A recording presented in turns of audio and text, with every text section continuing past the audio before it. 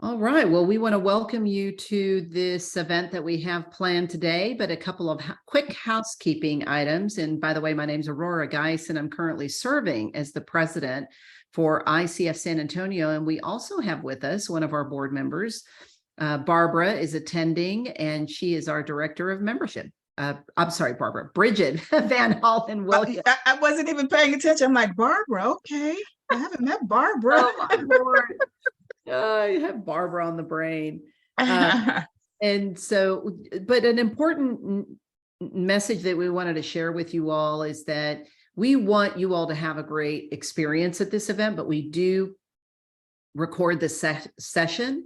And if there's any type of sensitive information that you all want to share, you could just let us know. We'll stop the recording temporarily, and then we can resume the recording. Or if you feel like there is something in the session, just send an email to contact@icfsa.org, mention this session, and we will edit out whatever you have requested. All right. But we do ask that you send that to us immediately, because we put this we will have this recording on our YouTube, Vimeo, and SoundCloud channels, and we typically do that within a week. And we will be sending out those links for you all to rewatch the session if you'd like. A couple of quick notifications. We do have a peer coaching session that if you're a coach and you're wanting to hone your coaching skills, you can sign up for peer coaching. It is reciprocal. Basically, what you do is you go to our website, you identify those coaches that are available to do peer coaching. You reach out to them and set up the agenda with them and start practicing away. We hope that you'll take advantage of that program. Also, we have Member Connects every first Wednesday of the month from 6 to 6:45. Really what we do is create opportunities for you to learn about the latest and greatest updates from ICF, our chapter, as well as global. But more importantly, we put the emphasis on you connecting with other coaches.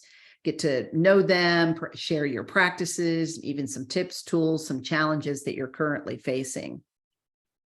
And so now I'd like to move us into what we've been waiting for, and that is welcoming Daisy McCarty, who's here to talk to us about how to make your coaching profile stand out on LinkedIn. And she has asked that you place your LinkedIn profile in the chat so you can use it as a reference. And this presentation is going to be filled with a lot of activities and how-tos. So we really encourage you to make the best of this session. And so, Daisy, I will turn it over to you. Hi, everyone. Great to have you all here. And thank you for the introduction. Yes, as you post your LinkedIn profiles in the chat box, remember, you're not expected to have perfect LinkedIn profiles. That's why you're here. So you can learn a lot of awesome stuff today. I like to do a very structured approach to this particular workshop, and it is a workshop. So the first part is more of a presentation. The second part, we're going to actually dive in and start doing work to help you build your story around your personal brand and your professional brand as coaches. So be prepared for a lot of interaction. I'll be asking questions. I'll be asking for responses. For the sake of keeping background noise to a minimum, if you're not speaking, I would ask you to place your microphone on mute right quick for me. That just helps us make sure that there are no distracting background sounds. If you would like to ask a question verbally, please use the little function where you can raise your Zoom hand so that I know to ask you to come off of mute and ask that, or you can ask questions in the chat at any time. I do like to make sure that for questions, they're relevant to the current topic. So if you have a question about something that's unrelated, if you can reserve those to any Q&A time that may be at the end, that will be fantastic. And for this particular session, I don't mind if it's questions that are just about your profile. I think we have a small enough group where that makes sense. But also remember that the more your questions can help everyone, the better they are as well. So let me go ahead and get my screen share started for you. And I'm going to be dropping some resource links in the chat box, so keep an eye out for those as well.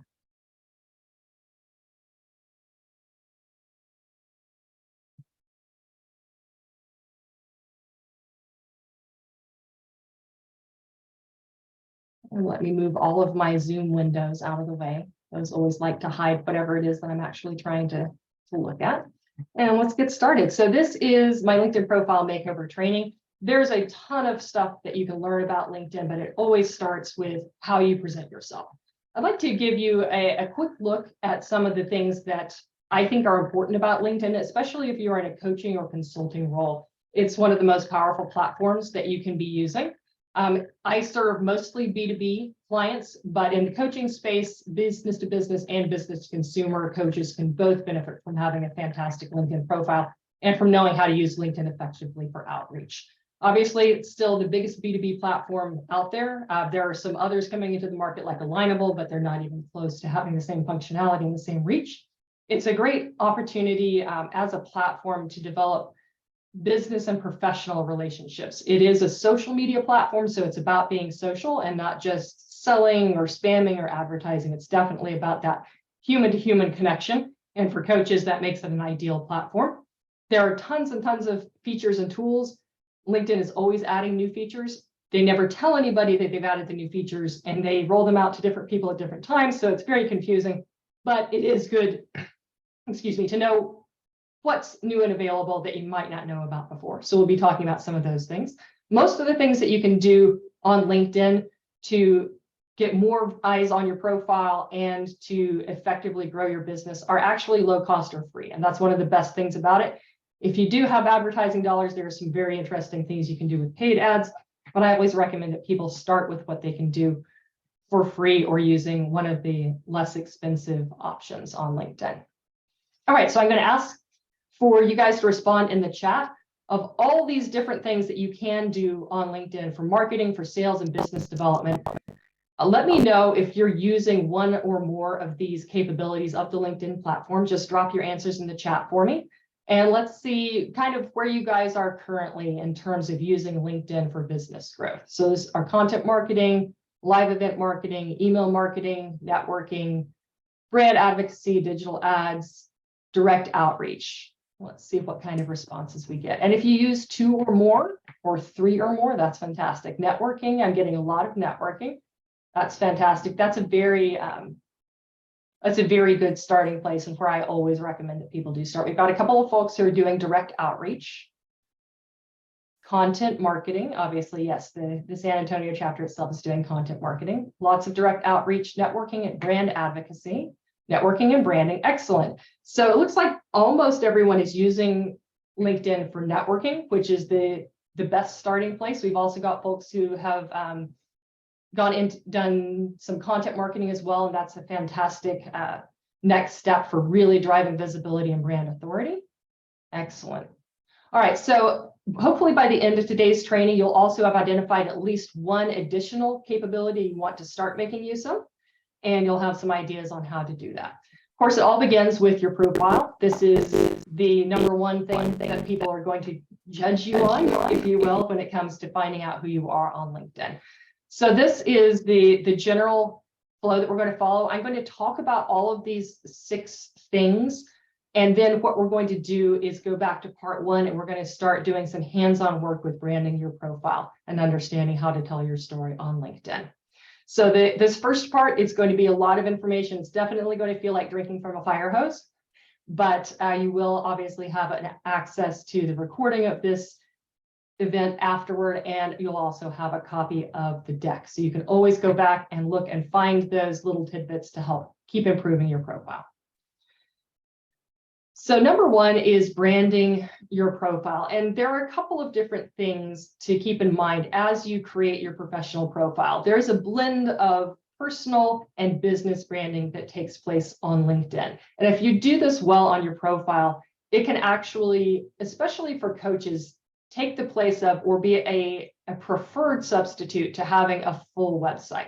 So if I talk to a lot of coaches and consultants who are concerned that they don't have a current website, or maybe they haven't built one yet. It's perfectly possible as a coach to build an entire sales pipeline on LinkedIn without having a website or having simply a placeholder website. I've been in business for 15 years and doing marketing consulting for a very long time. And I have a website. Nobody ever goes to it. Everybody goes to LinkedIn. They find enough information on my profile, they feel confident to reach out to me. So this is one of the reasons that I always tell coaches, if you have a choice and you only have time to focus on one or the other, a website or a LinkedIn profile, start with your LinkedIn profile, because you can build a business on LinkedIn by using LinkedIn as your landing page for your entire coaching business. All right, so there are some basic guidelines to follow when you are showcasing yourself on LinkedIn. Always speak in the first person. This is about who you are and presenting yourself as if you were sitting across the table from someone. So the number one thing I see people still doing, even after 10 years of this not being the best practice, is that they'll use their profile as an online resume and they will speak in third person, or they'll just have a list of their skills and capabilities instead of introducing themselves as a human being. So I like for people to start with that warm personal greeting, and in the first 2 sentences, tell people what's in it for them. You know, what is the thing that you're actually doing that will make their life or their business or their career different and better? So you're giving them a reason to keep reading. We call that your incomparable advantage, because it's the thing that you do better than anyone else. It's hard for your competitors to imitate, and it matters a great deal to your specific target market. So you don't have to be the best at everything, but you need to be excellent and outstanding at the one thing that you're bringing to the market for your clients. Telling people about what you do and why you do it. Again, this is about giving people a reason to emotionally connect with you.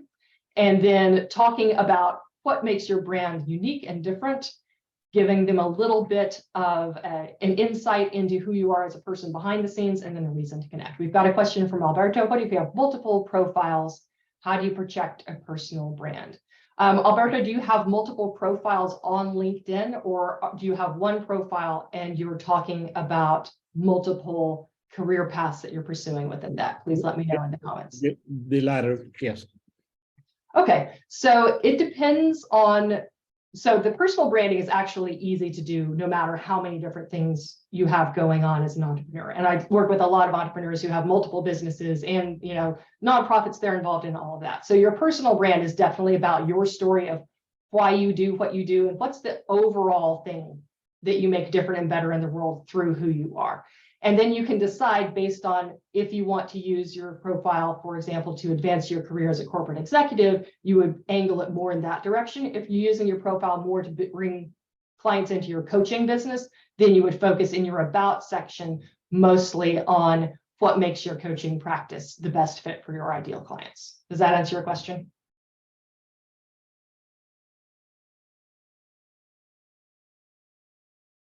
All right, I'll wait to hear from Alberto in the chat. Bridget says, is it best to have a separate profile for your business? Bridget, you should have a company page on LinkedIn for your business in addition to your personal profile.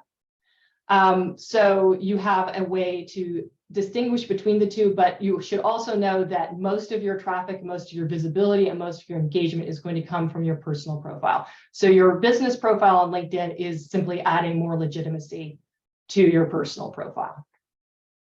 Good questions. All right.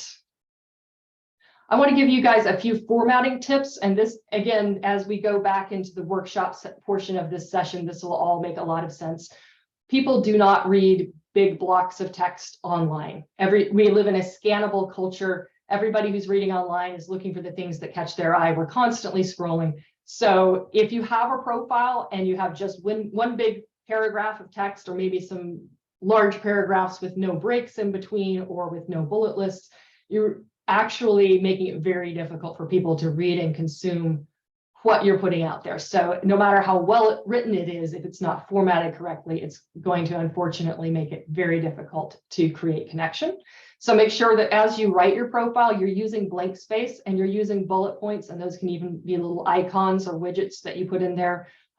Sometimes they're called Unicode. So if you want a specific icon, you can type Unicode, typewriter or whatever it is that you're looking for a symbol for. Use those throughout your profile so that you can tell people visually what are the most important things for them to look at in your profile. This makes your profile very consumable and very scannable, and it makes sure that people are reading the things that you want them to read. Obviously, you need to have a banner image that doesn't detract from your personal profile, but that is branded for your business. That adds more legitimacy. I know a lot of coaches will also put as featured on Fox News or whatever other social proof they have in their profile as well. That's up to you how you would like to display that. Just make sure that you don't have a generic banner that is branded for your business. I will also say adding one or more pieces to your portfolio is important, and we'll be looking at where that is in a minute. It's now called the featured section, but you can put videos there, you can put PDF downloads, you can put links to podcasts you've been on. Tons and tons of stuff can go in there. And again, this is what makes your LinkedIn profile a substitute for a website, because people can find all kinds of resources from you very easily without even clicking away from your LinkedIn profile itself. This is just another example showing a branded profile. His about section and his experience section are both complete here. And interestingly, for Enrique, when I rewrote his profile, I made sure that his about profile was mostly about him, but also about his company. And then his experience section just gave us more opportunity to discuss the differentiators for his research organization. So you have the ability to redo your about section, and that's what we're going to be focusing on today. But if you want to add more information, the experience section, where you're talking about you as the CEO or founder of your own coaching practice, that gives you a great place to do that.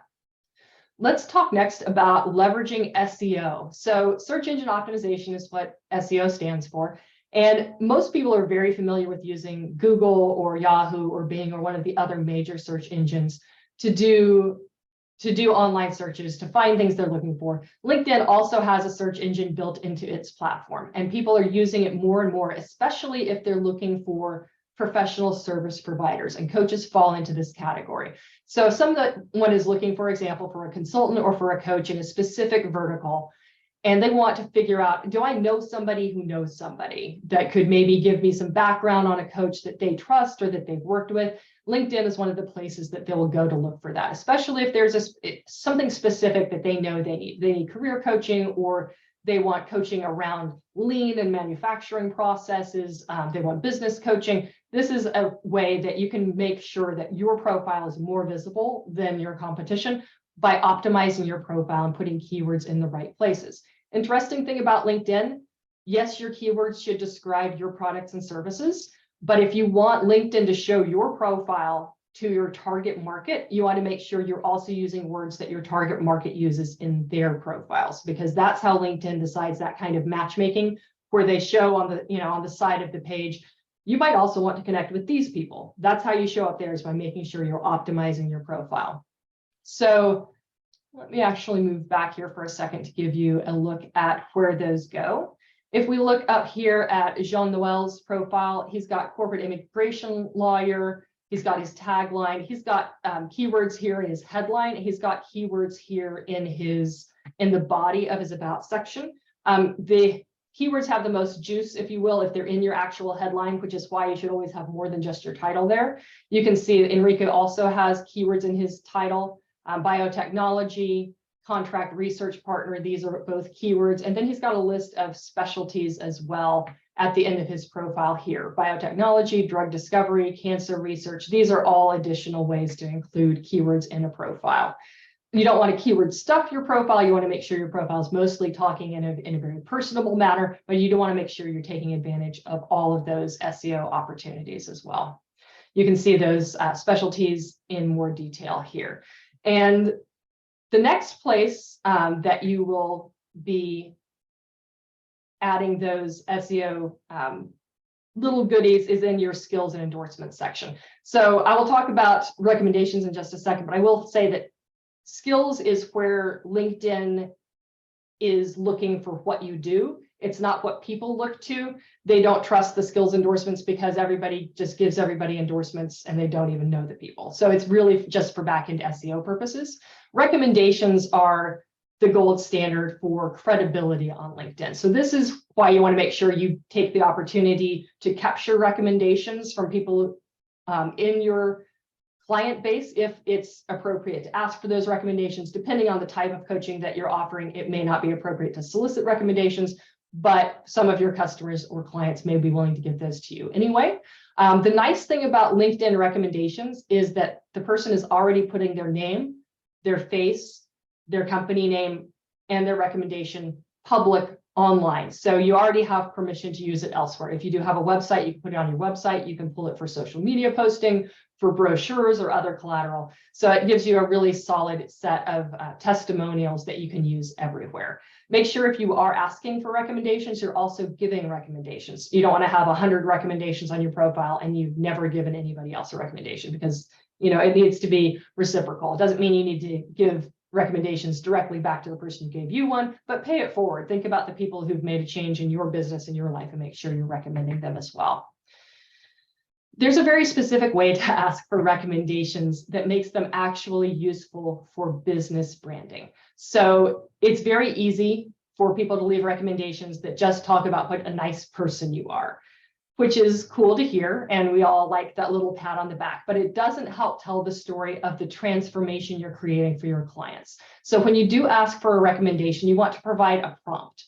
And I do this with my clients all the time. For example, if I work with Joe and I've helped him with his brand messaging, or I've helped him build a solid marketing plan, or I've helped him execute on his plan so that he's got a 5x ROI on his ad spend that he didn't have before. I'm going to remind him of the thing that we did together, and I'm going to ask for a recommendation about that. And that means I get recommendations that actually reinforce the brand story that I'm telling on my profile and in my marketing materials. All right, that's the basics of the LinkedIn profile, and we can look at more detail at all the little knobs and twiddly bits in a minute. Before we move into that section, I do want to make sure that I tell you about some of the additional follow-on steps. So I know we had a couple of people who are using direct outreach, and I would love if you would come off of mute and talk about how you're using direct outreach, or type in the chat box. I would like to hear your experiences, because this is an area where things are always changing. They're changing very rapidly, and it's becoming a more and more competitive space to stay in. So for those of you who have not done LinkedIn outreach, direct outreach, and this is done through their in-mail system, if you are reaching out cold to people that you're not connected with, and it's done through the messaging function if you're reaching out to people that you are connected with. So the thing about sending people messages through LinkedIn is if they did not initiate the contact, then you're engaging in what's called interruption marketing, which is not necessarily a bad thing as long as you're interrupting people for the right reason and with something that actually makes it worth their time to look at your message and to respond to it. If you haven't done direct outreach before, you do need to be careful not to go from 0 to 100 overnight, because LinkedIn will think that you are a bot. ICF. So with existing contacts, it's through the messaging function. With email outreach, we do not use that function because of the cost. So typically with each profile, you get a number of free in-mails every month, but it's fairly limited unless you have one of the higher paid accounts. Also, I will say that people tend to respond better if you're already connected to them than if you send them a cold in-mail, unless you have a very compelling offer or something that they would want to have right in that moment. So be cautious in how you reach out. If any of you are using Sales Navigator, there are a ton of filters you can use to build full lists of prospects and potential strategic partners. That's another thing I'd like to point out, especially in the coaching space. It's just as important to build your referral network as it is to build your prospect pipeline. So you can see an example of a message that my new connections will receive from me. And I have used automation off and on for many years, so I'm very familiar with how it works and how it doesn't work. If you decide you want to do automation, please let me know and I'll connect you with somebody who will help you do it correctly so you don't get your account restricted or shut down. But as you can see, when I respond to someone after they've connected with me, I'm not selling them anything. I'm not going to jump in there with an offer or try and get them on the phone right away. That's the number one thing that people get spammed with in their inboxes. Most of us are getting dozens and dozens of those a week. I'm just creating connection. I'm telling them who I am, giving them a little personality. If they click on the YouTube link, they get to see me playing the banjo. I will tell you, nobody ever thinks this is spam. No one ever says, I need less banjo in my life. Everybody's like, oh, here's something that's not just trying to sell me something. It's an actual human connection. So this is one of the ways that I recommend if you're doing direct outreach, don't connect and sell.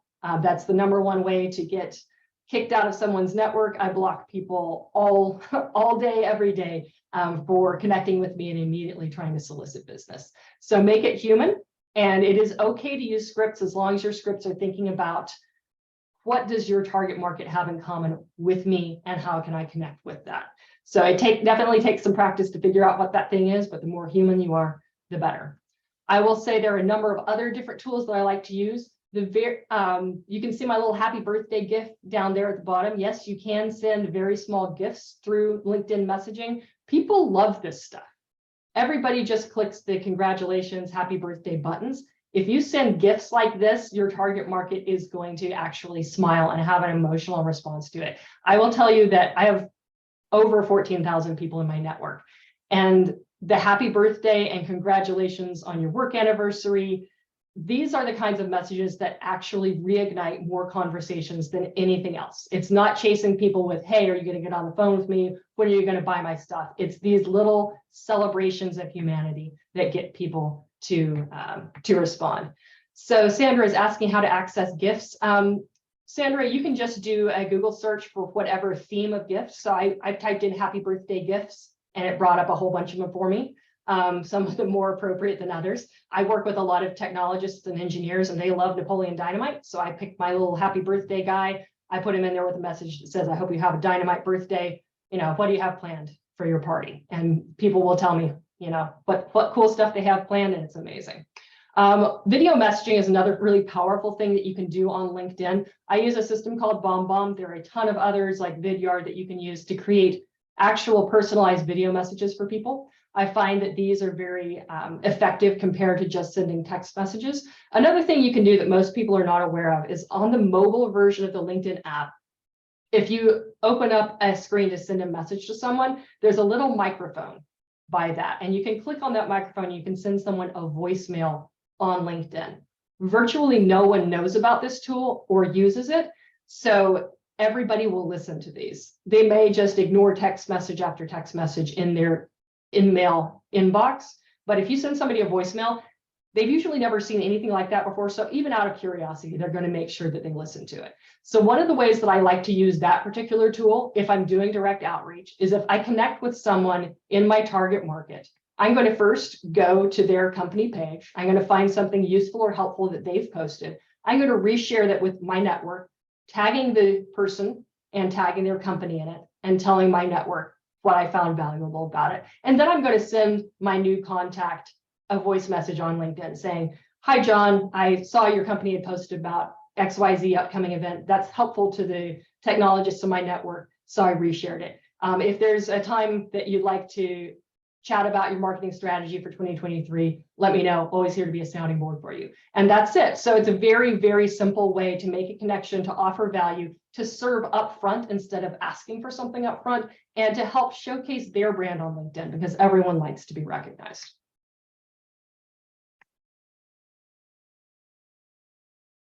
All right, part 5 is about creating content and engagement. So I know we had a handful of people who are already creating types of content. I would love to hear from you in the comments about what types of content off of this list you're creating, and if there are other types of content that you create that I haven't talked about here. Content creation is something that people usually either love or hate. For some people, it's a huge burden to have to keep coming up with topics of content to post, creating the content, editing it, getting it posted, getting it scheduled. And other people, it just seems to come very easily too. So it's one of those things that if you want to create more visibility, establish your authority on LinkedIn, you do have to create content, and you need to figure out what kind of content it's easiest for you to create. So Sandra, you're creating articles, Alberto as well, Robin, articles and short posts, Alberto is articles with insights. I find a lot of coaches do really well with written content. LinkedIn treats long form content differently than short posts. Alberto asks, is reposting considered creating content? That is curating content. I'm actually going to type that so that comes across clearly. So creating content is when you originate the content yourself. Curating it is where you find awesome content that other people have created and you reshare that with your network. I always like to say, I love resharing content, and it's definitely it's such a fantastic way to share the spotlight, and it's part of what LinkedIn should be about, because there are a lot of really worthy content creators. Make sure if you're sharing content, you're tagging the person that created it so that they can come and join the conversation, and that you're adding your own thoughts. So you're not just reposting something without commenting on it, make sure you comment and, here's the thing I liked about it. Here's why my network will benefit from it. Or, here's something that came to me after reading this. Robin, what was the other video message you mentioned besides BombBomb? That was Vidyard. I'm going to put that in the chat for you. And these are just two of them. There are many, many more. I think Vetus is still around. This is another option. And they're different price points. They're for different purposes. BombBomb is very simple. Vidyard has a ton of additional capabilities, but it's more of an business and enterprise platform. I will say that of these types of content, video does extraordinarily well. Video is some of the most engaging content. You do need to make sure if you're posting video content that you're uploading it natively to the LinkedIn platform. If you post a link out to YouTube or Vimeo, LinkedIn will suppress the reach of that content because they want everything to be on their own platform. Fortunately, they've added closed captioning, so they've made it a lot easier to make that accessible for your entire audience. So they're trying to improve on how they do that. Also, if you post a video, you also need to post text with that to introduce the video and talk about what it's about. That's how LinkedIn determines who to show it to. So don't just post a video with no context. If you go and look through my past posts, you'll see when I post a video, I talk about the topic, and that's what helps LinkedIn show it to more people. Polls are my #1 top performing type of content. And this is so interesting to me because it shows that although people love consuming content, they love engaging in conversation more. They want to have their opinions heard and they want to have their opinions matter. So I love posting polls, and some of them are about marketing, but most of them are about entrepreneurship and the life of a business person and things like that. The more engaging and funny and personable you can make those, the better. I had a client that I was on a Zoom call with last year, and he got chased into his cabin by a bear in the middle of a Zoom call. So my poll about that told the story, and I was like, what interrupts you on Zoom calls? Is it your kids? Is it your dogs? Is it bears? Is it coworkers? And that post was one of my most popular posts for that whole 6-month period. So think about what kinds of questions you can ask that are not self-serving about you getting more leads, but that are about helping people express what's going on in their lives. Sharing and commenting. So Alberto, to this, to your point earlier about sharing content, fantastic thing to do. Again, you'll see an example here of tagging someone who's created content so that he knows to come and engage in that conversation. You can also tag people in your network that you really want to come and read that content. Don't do tag spamming, which is where you tag 50 people just to get them to go view your content. That's not a nice way to treat people and their time. So tag people on purpose. And see if there's a way you can put a call to action or a CTA into your posts and your comments, so you give people a clear next step. You also want to make sure that you're balancing keeping people on the platform versus sending them, for example, to a website or outside of LinkedIn, because again, LinkedIn doesn't like it when you send people off site. So the more stuff you keep within LinkedIn, the more impressions and more views you're going to get. And then just make sure, as you're all coaches, I know you guys know how to use emotional intelligence in your commentary, helping other people feel good and present well and share their expertise. Using those skills on LinkedIn is going to really help you stand out. And the final thing I'm going to talk about before we switch gears and start looking at LinkedIn profiles is being a super connector. So I love doing experiments on LinkedIn to see what will happen. My first 6 years in business, I never talked to a single client on the phone or on video chat. Everything was done through email. And I never met a client face-to-face. 6 years in business, everything remote. I decided I'm going to start doing local networking. So I did networking in DFW for about 3 years. And then I decided I'm going to take this model. I'm going to see if I can do it all on LinkedIn virtually. So in 2018, I did an experiment, and I did 180 one-on-one calls with people from my LinkedIn network, and I made over 400 introductions for them.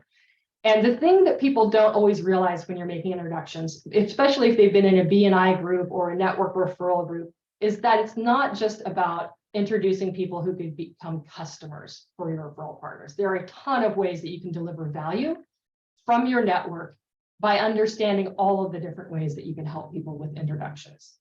So I put together a list of a dozen different types of connections you can make for people in your network. And this is all about knowing the right people, and it's all about having conversations so you know who's an expert in each field. I work with a lot of technology companies, for example, and if they're a startup, they're looking for people to be on their advisory board. If I'm working with organizations that are struggling with supply chain issues, I may know better vendors than the vendors they're currently using, and I can make those introductions. Or I may know the kind of people that they need to hire, so I can introduce them to fresh talent. So lots and lots of ways you can leverage your network. And this is the #1 way that I will tell you that you can stand out on LinkedIn. It's not how pretty your profile is, it's how helpful you are in using LinkedIn to serve your network. So there is a full article about that on LinkedIn that walks you through this all step by step. If you haven't done a lot of virtual networking or even in-person networking, it can be very helpful. If you're a master networker already, this will just help you take that to the next level in terms of using LinkedIn to amplify your networking.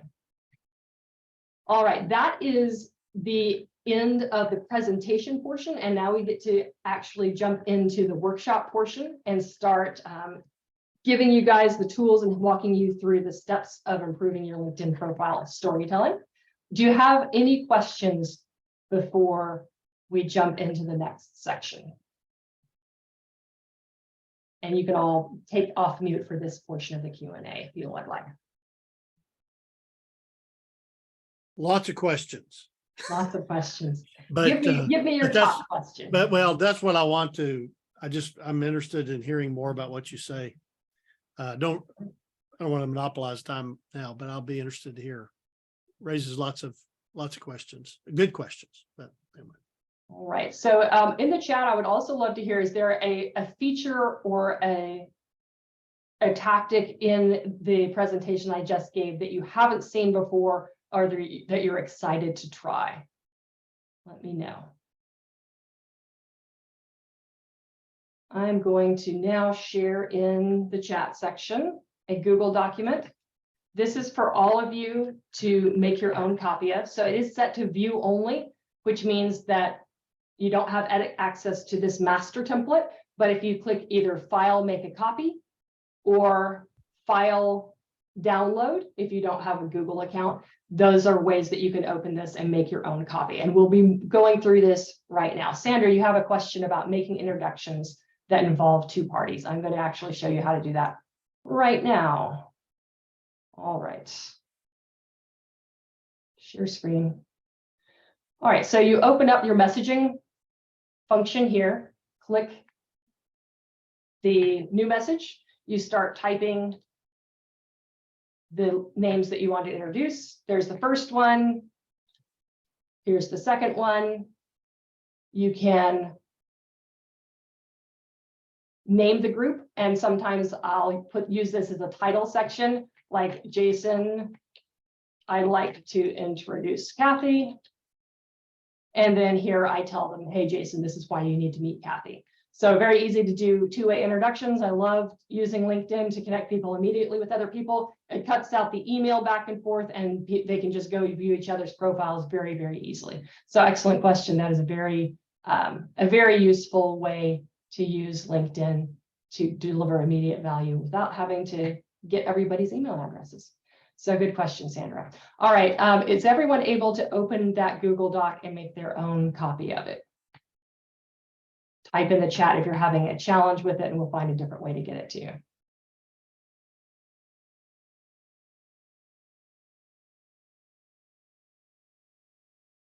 All right. So what we're going to do next is we're going to walk through this questionnaire, and I'm going to explain to you the why behind some of the questions. There's also a template in there that helps you structure your content.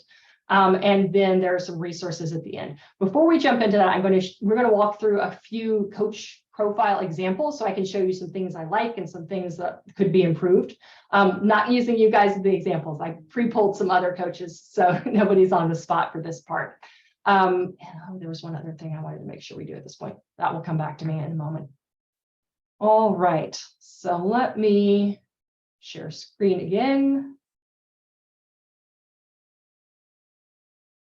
All right, so I pulled a variety of different coaching consulting profiles so you can kind of get familiar with some of the different aspects of this. This one's Julia Starr. She's a career coach.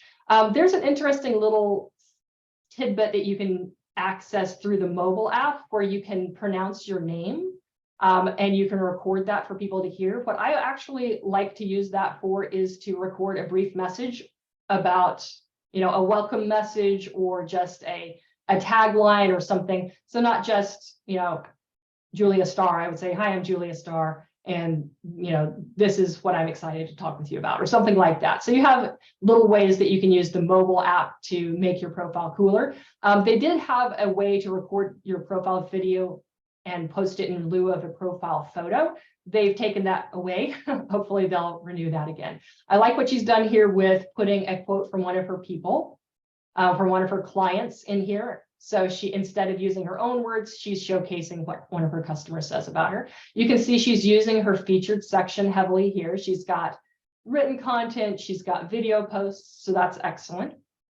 If we go into her profile, she really is not giving us much of a story here, other than she went to Harvard in psychopacity.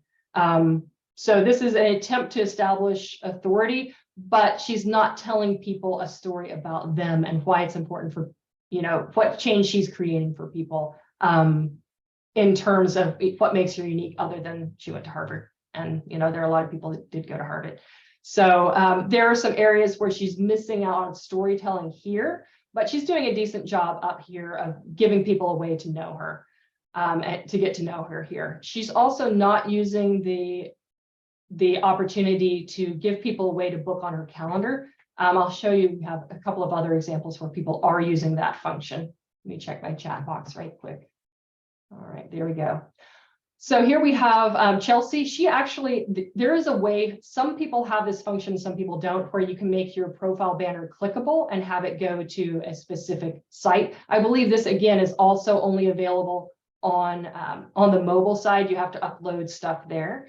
It looks like she may have the video function. Very cool. Nice to meet you. Welcome, and I'm glad you're here. My name is Chelsea J. I'm a career and leadership coach, and I coach professionals on how to go from surviving to thriving in the workplace and land roles that make. All right, so if you have the capability to do that, again, this is a beta feature, so not everybody does. Fantastic thing to do in your profile right here. You can also see she's included this link that takes people to a place to book with her. This feature right here is only available if your profile is set to creator mode. So if you don't see the way to do that, it's because you're just set with a regular profile. You don't have creator mode yet. The other thing that I like about creator mode is you can create newsletters. And this is a fantastic way to get into people's inboxes.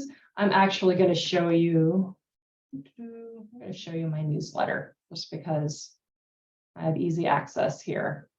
So if you have a large enough connection base or follower base, and you can see 14,500, that's plenty here. It's worthwhile to start publishing a newsletter. And the reason that this matters is that your newsletter is not just posted on LinkedIn. It actually goes into people's inboxes.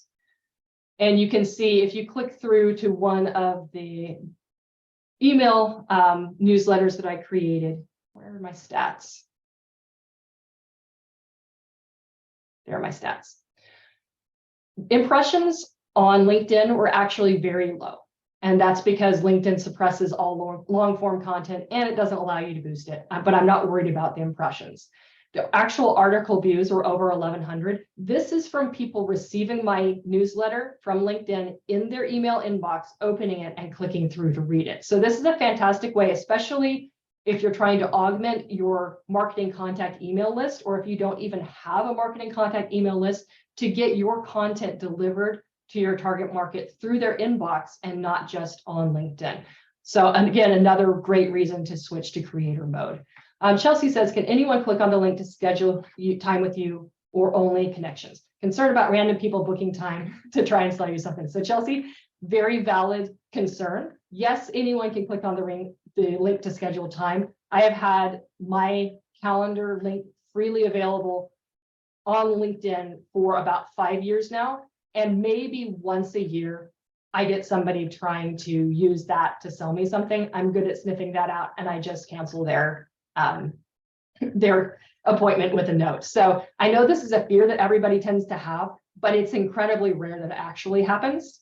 And So I would rather have the ability for everyone who wants to be able to book time directly with me to be able to do it, even if it means I occasionally have to weed people out, than to make it harder for my ideal prospects to get in touch with me. So you can weigh those things for yourself, Chelsea. I would say I haven't seen it being a problem that would make me remove my information from LinkedIn and make it harder. Robin says, is it worth purchasing LinkedIn Premium? Robin, if you're going to purchase a LinkedIn, a paid LinkedIn subscription, go with Sales Navigator. Premium it's just an awful in-between place, and it doesn't give you the real value that you would get from Sales Navigator.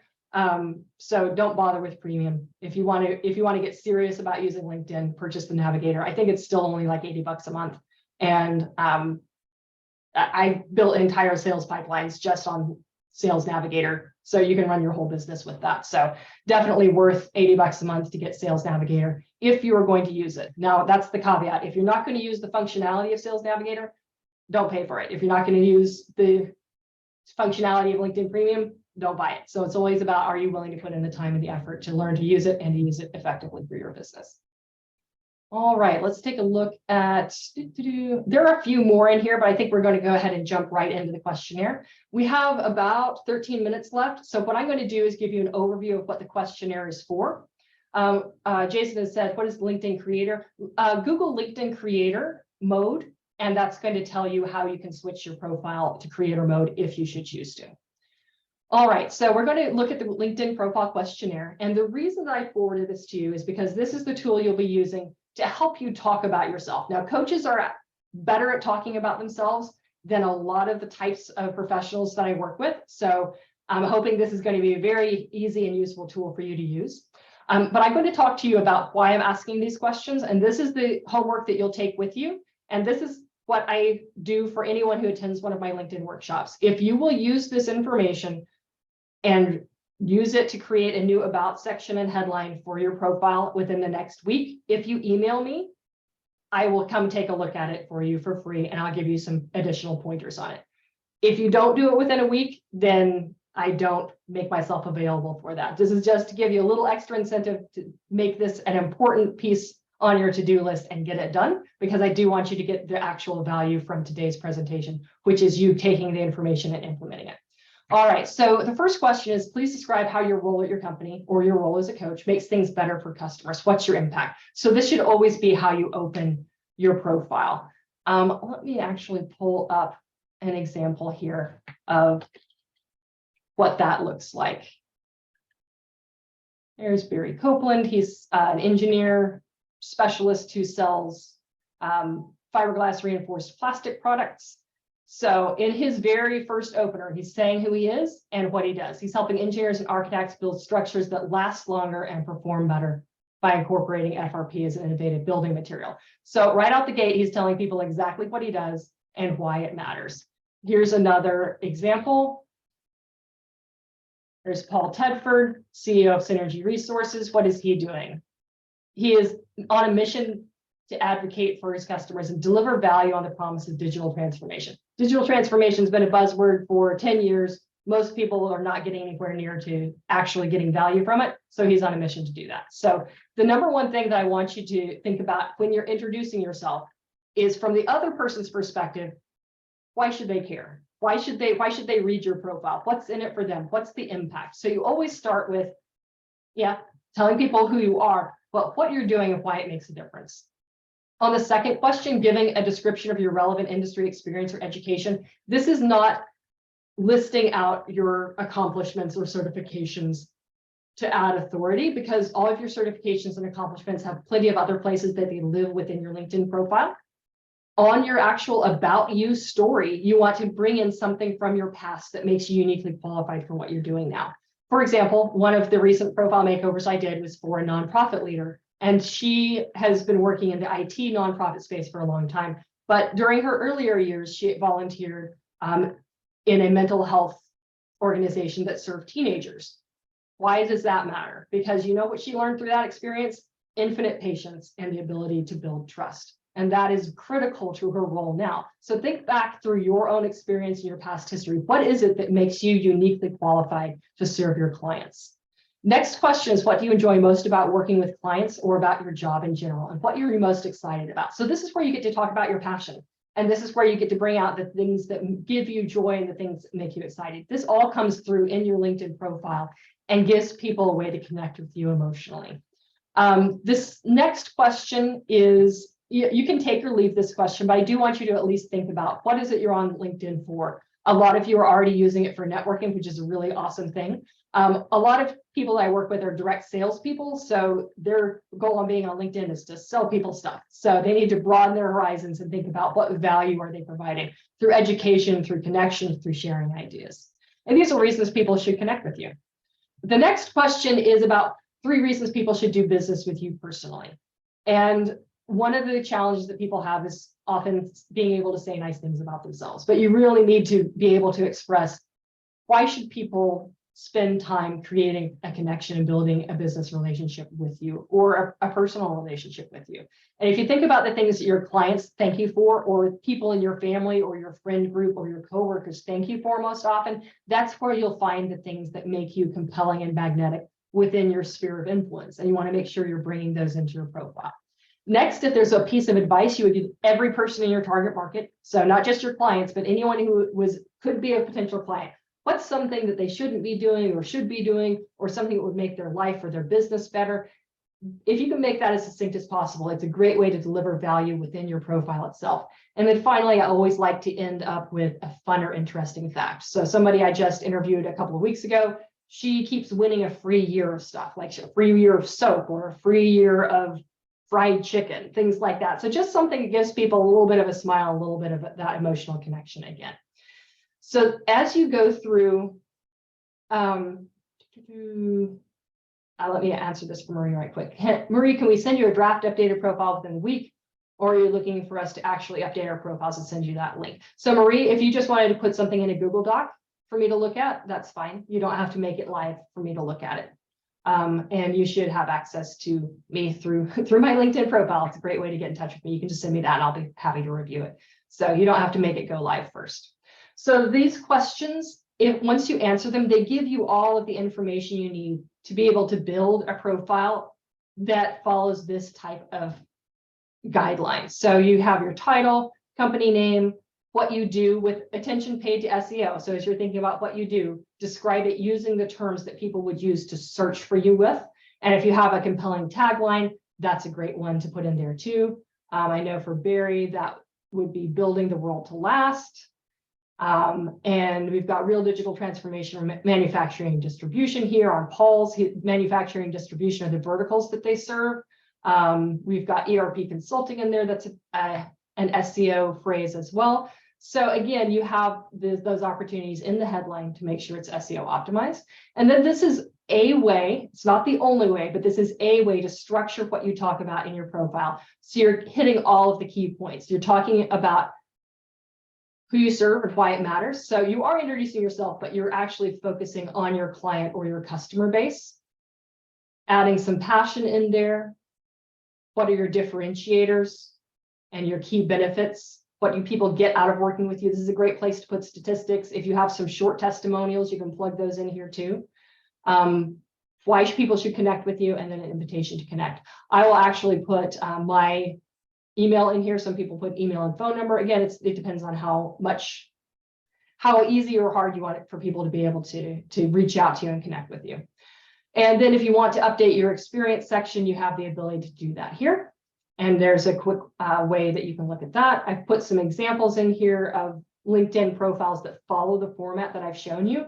And to answer your questions about, hey, what are the buttons that I push to get to this stuff? I've plugged in LinkedIn's own tutorials here. It's always going to be better than asking me the specific questions, because LinkedIn is always changing where they put stuff, but at least you have access to their own resource database.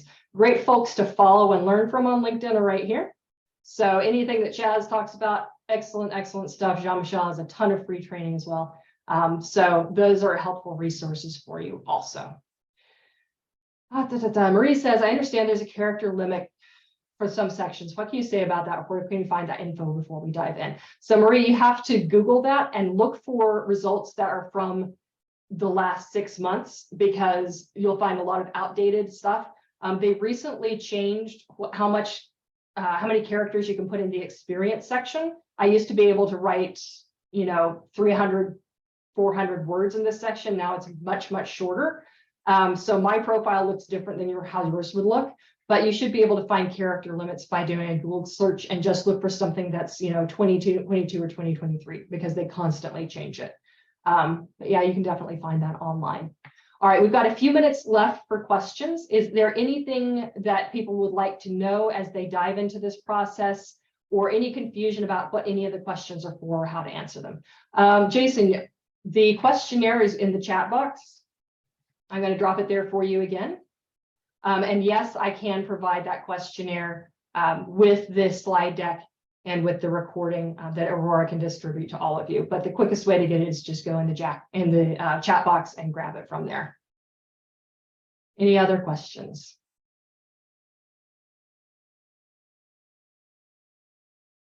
Feel free to take yourselves off mute as well. Oh, and I get to take myself off the screen share and actually see everybody again. That's nice. I check for signs of shell shock, like, oh, too much information. Is there anything anybody has seen that they want to go look at? Right, Sandra, you've got your hand up. Go ahead and take yourself off mute for me. What's your question? Yeah, my question. So in addition to using the right words, right, to get sort of picked up by the SEO, are there other tricks for getting your content seen other than, making sure that you have the right words? Yes. So your potential viewership is always going to be higher than your followership. And one of the ways that you get your content in front of more people is using hashtags. You do want to research your hashtags. There's no easy way to do it on LinkedIn in bulk. You just have to do them one by one.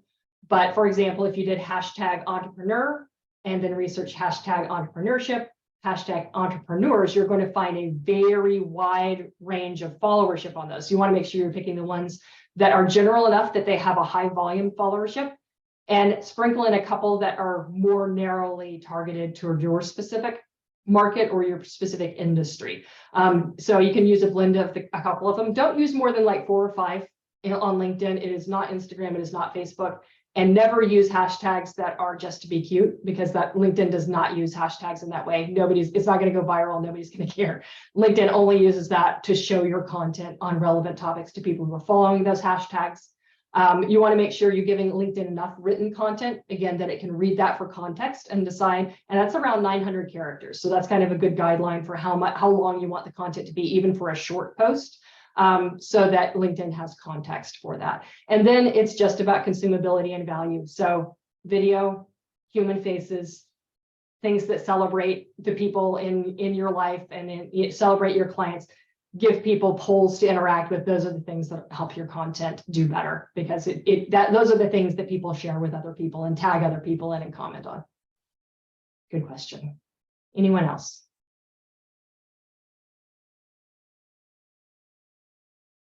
Marie, I see your hand up.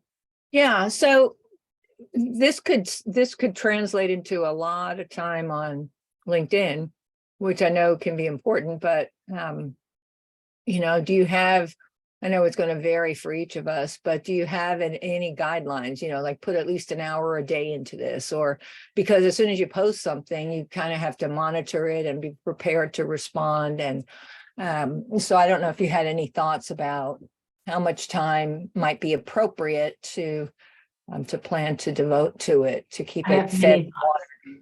Yes. So part of it depends on how much of your lead gen pipeline do you want to build on LinkedIn.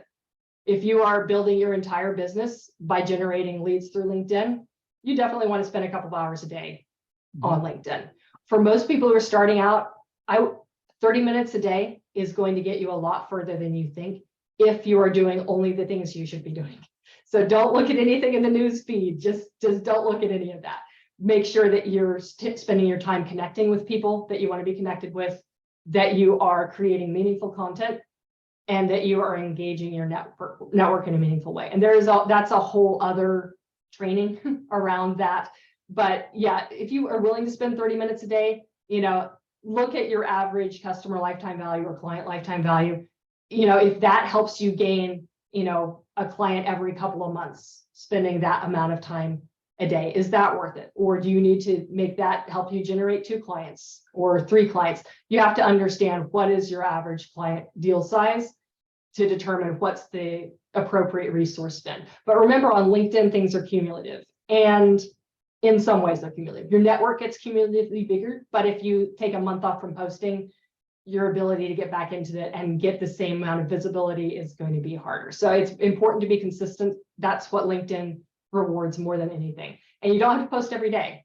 Posting 2 or 3 times a week is totally fine. And it can be a mix of, hey, one day a week I do a 2-minute video. One day a week I've written something. One day a week I share something from someone else in my network. So again, it doesn't have to be you creating the content all the time. And people do not expect immediacy on LinkedIn. So if you're responding to somebody the next day, 2 days later, just check in. You don't have to be, on LinkedIn all the time to make it effective. Just be very targeted in how you use it. I think that's about wrapping on my time. I'm getting the nod. So thank you everyone for connecting with me. You'll definitely either get an invite to connect with me on LinkedIn, or you can reach out. I'm the only Daisy McCarty that I know of who's got a complete profile on there. So I'm very easy to find. Daisy, thank you so much for a great amount of content that we're all going to benefit from. And just so that we can have your LinkedIn profile on this recording, if people can find you, what is your handle, your name on LinkedIn? It is linkedin.com, Daisy McCarty, and I'm going to drop that in the chat for you. And I do have a request. I'm going to be doing Aurora, a private group free Ask Me Anything session in a couple of weeks. Would it be okay if I drop that link for people here? Absolutely. All right, let me go grab that. And we'll make sure that we send that out to folks. So thank you all so much for attending today. The recording will be available. We'll send it out as soon as it's processed, and along with some CCEUs. So thank you again, and enjoy the rest of your day. Thank you, everybody. Have a great day.